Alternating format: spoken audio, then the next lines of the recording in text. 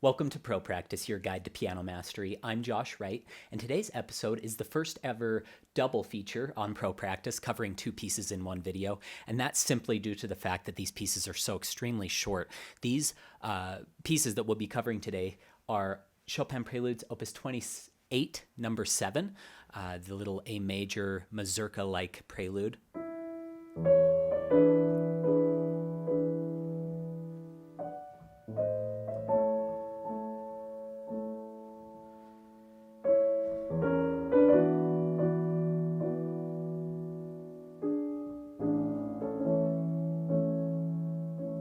Beautiful little prelude there, and then also the prelude in C minor, Opus 28, number 20.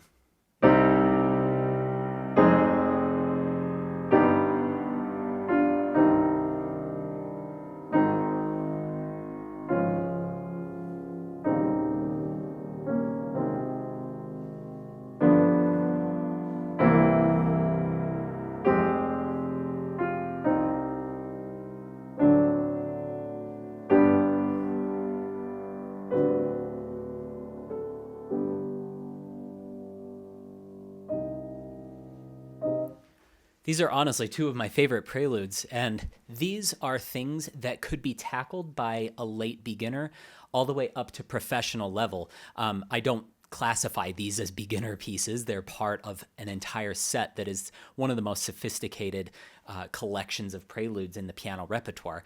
However, I do think that students who are dying to have some exposure to Chopin early on in their studies, Chopin's works are largely inaccessible to late beginners, early intermediate players, but these two preludes would fall under that category of things that I would feel comfortable giving to students in those levels. And by the way, levels are ambiguous. It really just depends on the student.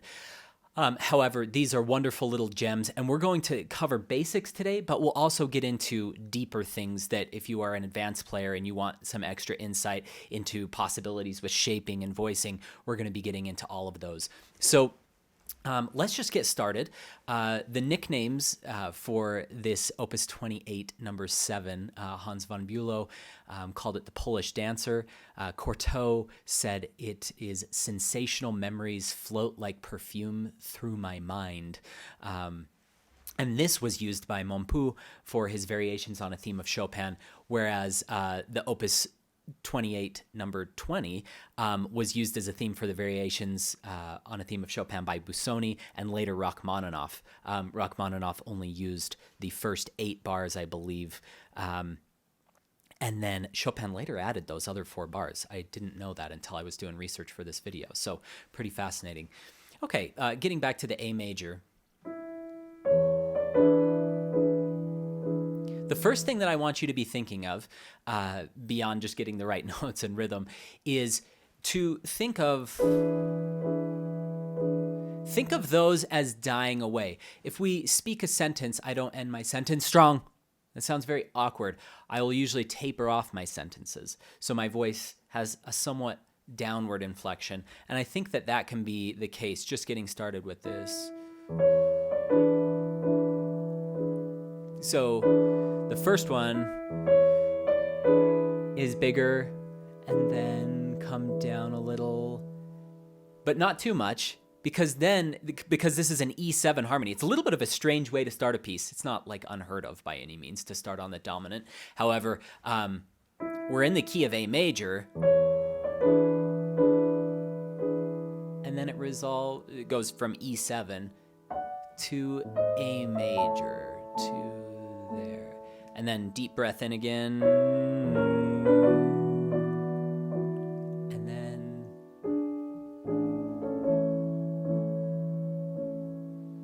it's almost like a little miniature ending there, but then we have something grow again, all the way to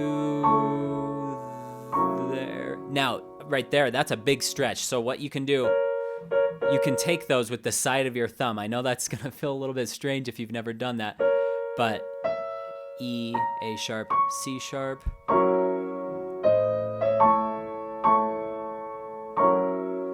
Okay, and then give that like almost like a little fermata, and then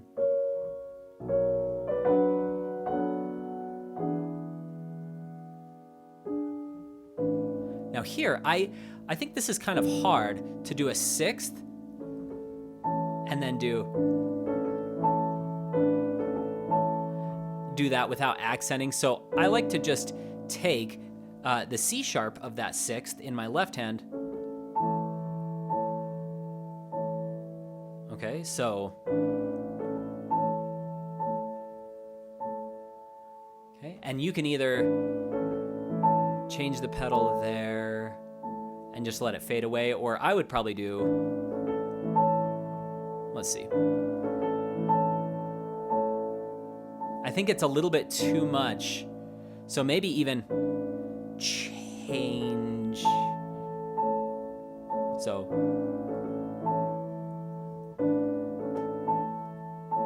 probably change just on this one right there. Again, I haven't played these, I've only taught these, so we're doing a little real time figuring things out here as well.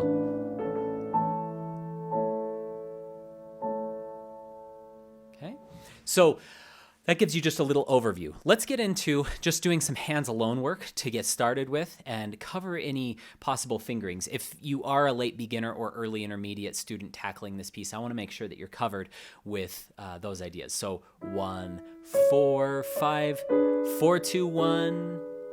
And already, as we're learning the notes, we're thinking of that shape that we already discussed, okay? Now, you've got a lot of different options here. 4, 2, 3, 1, 3, 2. So you kind of slide to there, and then 5, 2 on these. Now, if that's really uncomfortable for your hand, if you have absolutely tiny hands, you could switch to a 1, 5, do 1, 3, 2, 4, 1, 5. However, I think, or even, you could even reset to 2, 1. So 3, 1, or even 4, 2, 2, 1. That's another option. Reset the hand since it's in the pedal. And then 1, 2, 5, 1. Okay. 4, 1, 3, 1, 4, 1, 5, 2. And make sure you're holding that. 2, 1, 3, 1, 5, 1. Okay. 1, 4, 2. 5, 4, 2, 1, and then 4, 2, 3, 1, or you could do 5, 3, 3, 1 if you'd rather. Okay, and then 2, 1, 5, 4, 5, 4, and then you're going to take that chord. Now, I was looking at the commentary in here, and it said that Chopin also wrote an easier rendition here for one of his students for smaller hands. So you just take those 4, and then you roll F sharp, C sharp, A sharp. Okay. Another option that I've heard that I like, you may even want to hold that C sharp, change your pedal on that bottom one. I've heard people do that.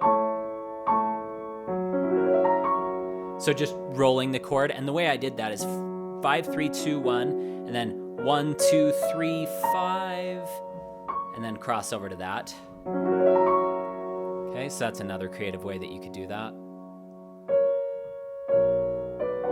It's up to you what you want to use here. Probably something like 2, 1, 2, 1, 3, 1, 5, 2, 5, 1, 5, 1, 2, 1, 4, 1.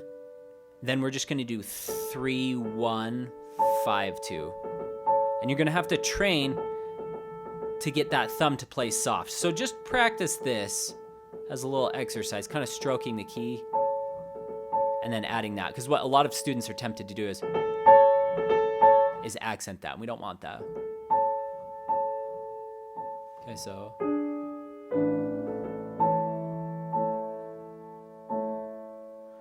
Okay, let's go over some pedaling. Now.